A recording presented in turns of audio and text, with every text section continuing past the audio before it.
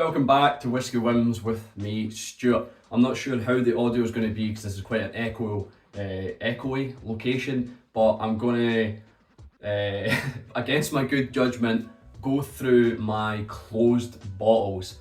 So I have a shelf that I have all my open stuff on, or stuff that's in line to be opened, and then I have a cupboard that is basically stocked for when I finish bottles downstairs and they then go downstairs and get drunk. Now, I am definitely an advocate of open your bottles, and I try not to hoard things, but I am definitely hoarding way too much whiskey. And yeah, that's a good problem to have, and I am fortunate for being in that situation, but I thought I would show you what I've got anyway, and there'll be future reviews of these whiskies to come.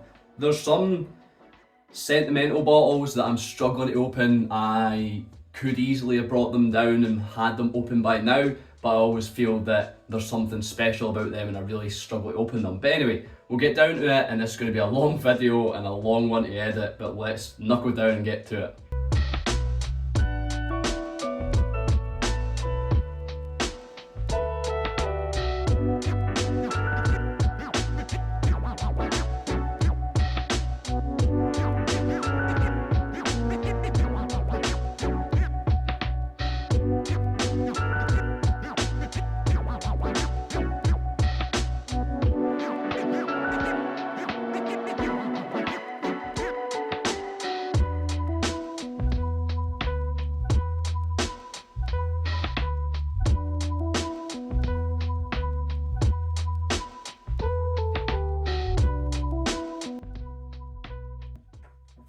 This is the first one I'm going to stop and talk about, and it's this Hazy Spey from Dornoch.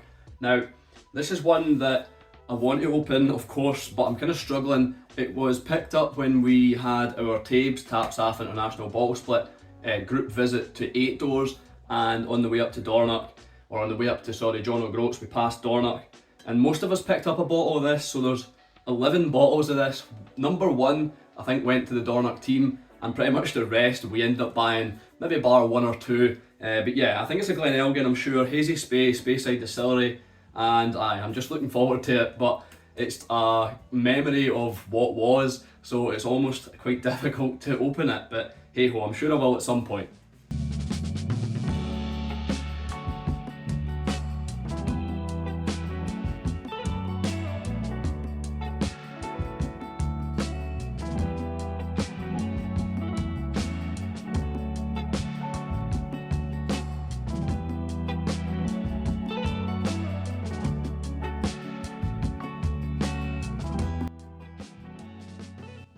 Now the Daft Mill ones, I was going through a phase of just cracking every Daft Mill that I could, popping it open, but then I started buying less because I was struggling to get a hold of them, and I stopped chasing them, and now I've got a bit of a lock with them. But the good thing is I have plenty of Daft Mill to last me and to share out where and when I want. So yeah, I'm not too annoyed that I haven't opened these yet, but there is a few.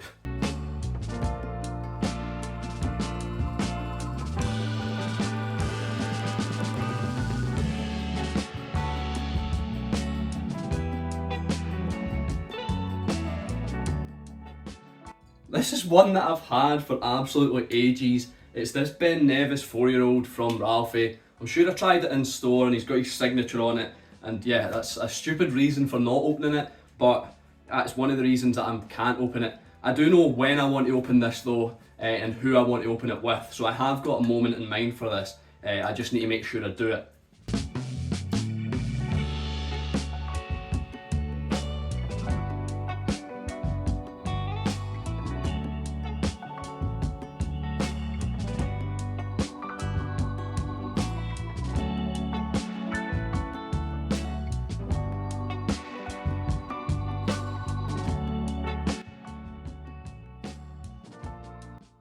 This one I've had for a while as well. It's the Ralphie bottling that was done for Good Spirits Company alongside Daft Mill. This is another one that I've actually pondered opening. One of the reasons I don't want to open it is because I'm never going to get it again. And I know that's not necessarily a reason not to open it, but I've also got, alongside the Ben Nevis Ralphie, I've got a specific situation that I want to open this in. and it needs to be the right moment, but I know when that will be, so yeah, I'm looking forward to it nonetheless. Pure bourbon goodness, 2006. Anyway.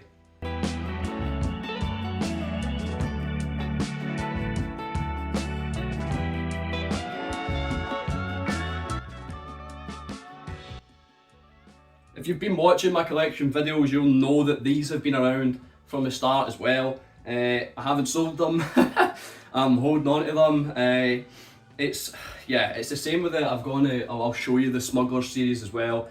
I wanted to open them doing a tasting, but it's just trying to get that sorted and get that figured out and what that looks like. I really need the support of someone with a lot more traction that can actually sort the tastings out. So yeah, that's how I want to do these. I want these add-ins to be opened, either all 7 of them together and a tasting and some money going to charity. That's always been my plan with these. But yeah, like I said, it's just trying to get that sorted, get my finger out my bum and get some traction, get someone who's got some traction and some experience with doing tastings. But yeah.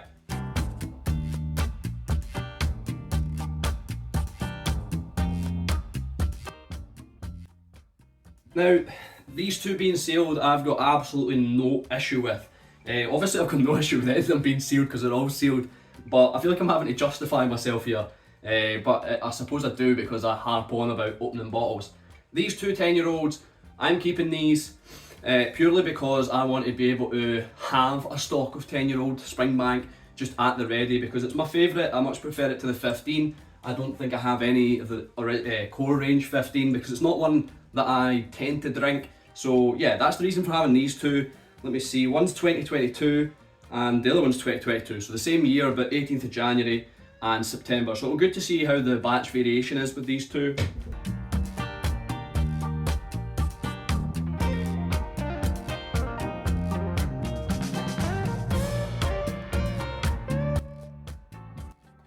Yeah, this 15 Rumwood, had a bottle of it, drunk it, finished it, shared it out, even shared it with some people in America, managed to send trams over there back when. I am keeping this because I loved the 15 Rumwood. I know some people didn't enjoy the rum influence, but I particularly enjoyed it, and I'm glad I've got a bottle just sitting waiting for me, that whenever I get that craving to experience it again, I've got it.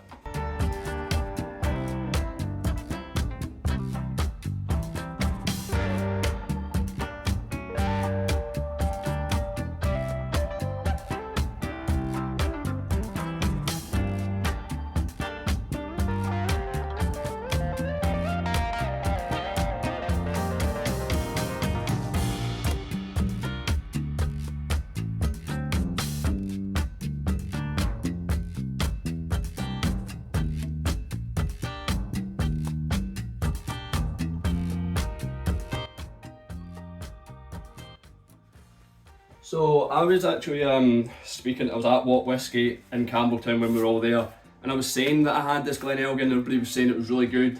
And I was saying, unfortunately I've not tried mine yet, but that's just that's just stupid. So I'm gonna, because of how good I've heard this being, I'm gonna open her up, let her breathe a little bit and try her, see what she's like. So at least we're getting something opened. Oh yeah, boy. I think I've got glasses up there, so we'll get a dram of this poured in a second. So yeah, we'll let her sit on the shelf for a bit, or him. I suppose I can't presume a whiskey's gender, but we'll let it sit on the shelf.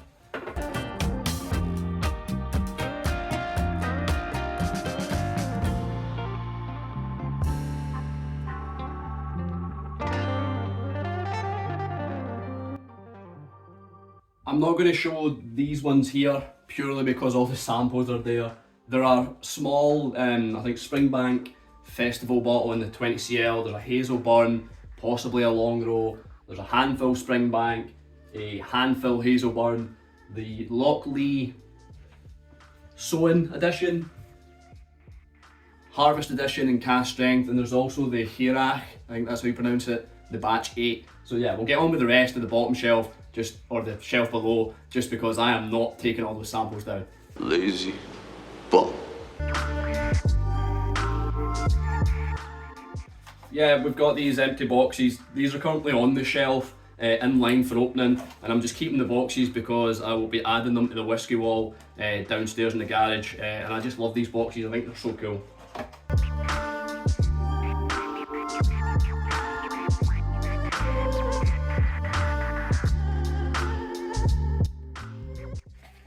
Maybe I should have said, I don't think that Long Row 15 came in a box, but I had a spare box sitting, so I just fired it in there for consistency.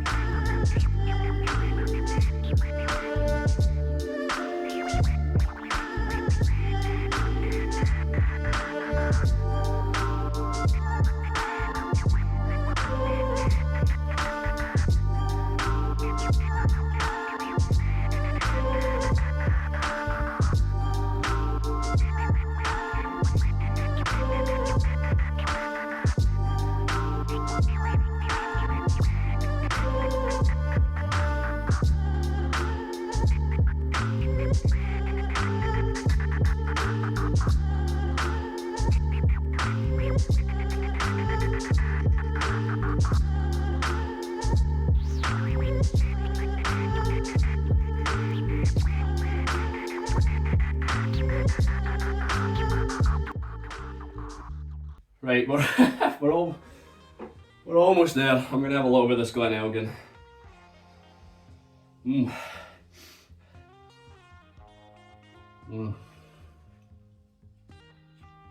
mean, where this used to be. Oh, God, that's good. Very fruity, like extremely fruity. Where this is a very hot area of my house, and I am sweating, so I probably should have got some water instead of some whiskey. But this will have to do, this will have to hydrate me for now.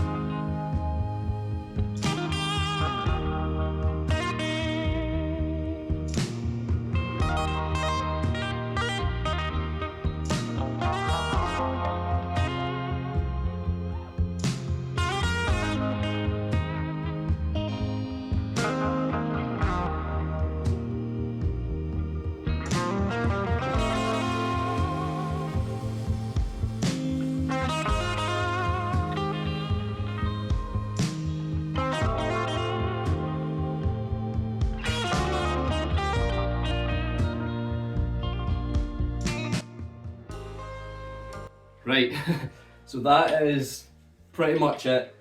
I've got an old Macallan Gold in the white label there. I've got two Macallan Gold in the blue labels for some reason. A Glenmorangie, the orange bottle, the 10-year-old, a Tamnavulin, a Highland Park 10, a Glenfiddich 12, and the Brook Laddie Classic Laddie. So these are all ones that either my dad has left behind or someone's given me.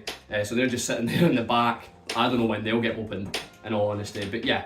So other than all the samples, the bottle splits and that's pretty much the closed collection cupboard, if you like. Hopefully that's been somewhat interesting. I'm going to put them all back now and then we'll conclude. Now it's all back together, but one problem I've found, even though I've only opened and took out one whiskey, is that I've now efficiently packed it that I can now get a lot more whiskies.